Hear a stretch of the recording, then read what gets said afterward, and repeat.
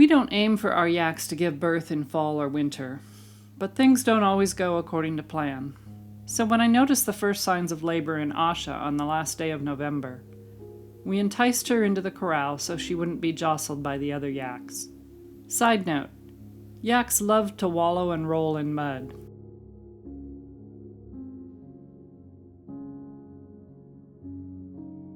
And pregnant moms are no exception. So Asha isn't looking her best for the camera right now. She's absolutely gorgeous when she's not caked in mud, but we like to let our animals express their natural behaviors. And if mud is available, yaks will take advantage of it.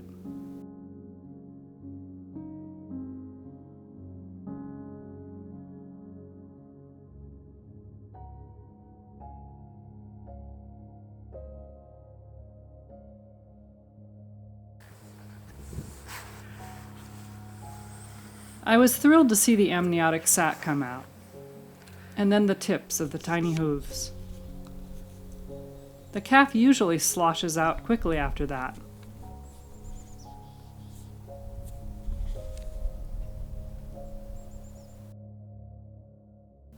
But I was disturbed by the color of the hooves. They're usually pearly white, but these were a strange yellow-green that I hadn't seen before in a newborn yak calf.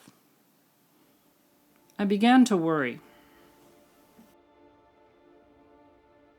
My worries increased as the labor stalled. Asha was trying to push past the hooves for 30 minutes, a long time for a yak birth. She was panting and becoming weaker.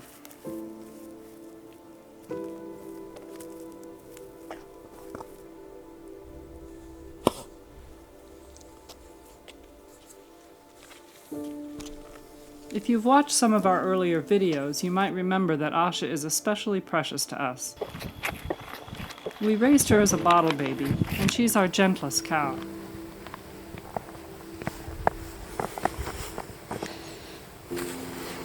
I began to resign myself to the possibility of a stillborn calf, but couldn't bear the thought of losing Asha, too.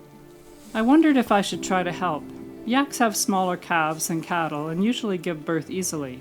In 8 years of watching our yaks give birth, I'd never seen labor stall like this, so I'd never learned how to assist. Finally, the nose appeared. It also had the odd yellow color. Increasingly worried, I forgot to press record as Asha finally pushed the head and most of the body out. I feared the worst and almost didn't press record again. But I'm glad I did, because this happened.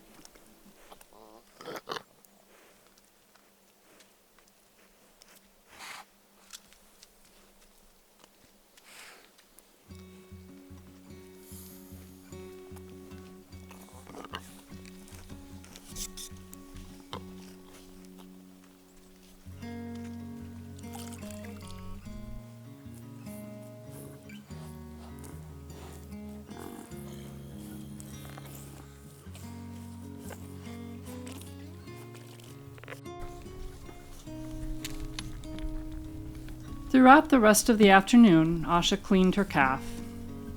And while I went inside for lunch and watched from the house, the calf stood and easily found his milk supply.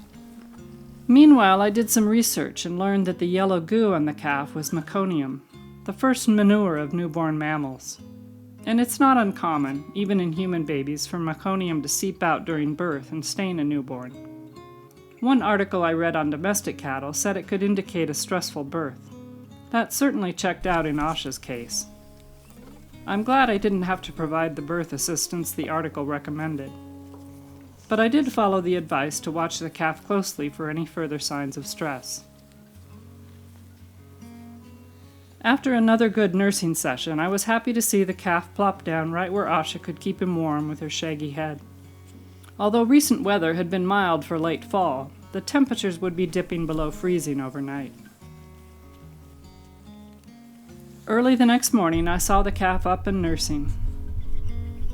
Asha had licked him all clean of the yellow meconium staining.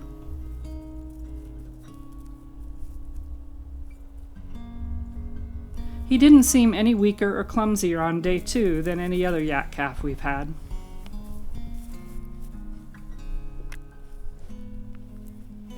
and he became stronger and steadier throughout the day. I'm not sure why Asha had such a difficult labor. It clearly stressed her and her calf, but luckily they came through it in good health.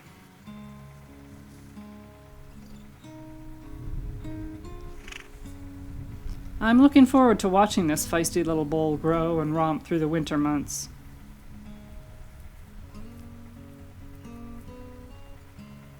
I'll share more in future videos, so check back soon.